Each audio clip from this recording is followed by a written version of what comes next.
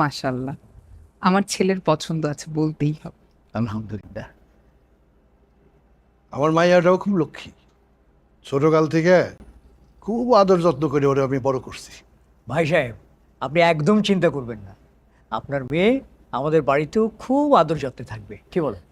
আমার একমাত্র ছেলের বউ বলে কথা। তা মা, কোন রান্নাটা তোমার সবচেয়ে পছন্দের?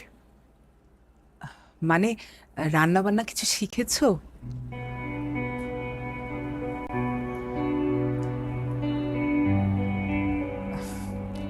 মা, তুমি গান গাইতে পারো? মানে ছোটবেলায় গান শিখেছো কিনা? অর্ণব, তুমি তোমার বাবা মারে কিছু কও নাই? কি কি জানাবে? না মানে আমার মাইয়া ছোটকাল থেকেই কথা বলার শক্তি হারাইছে।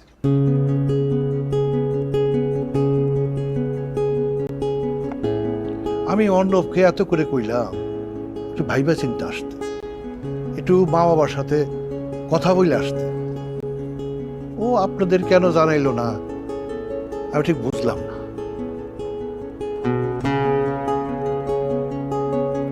ভাই সাহেব, আমরা আসলে খুবই লজ্জিত, আমাদের ছেলেটা এই বিষয়ে কিছুই জানায়নি আমাদেরকে।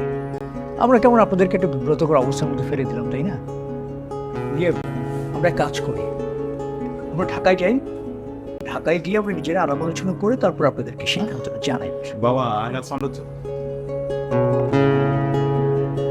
তোমার বাবা তো ঠিকই কইতেছে, ঢাকায় যায় বৈশা ভাইবা চিন্তা সিদ্ধান্তটা আমাকে জানো, ঠিক আছে?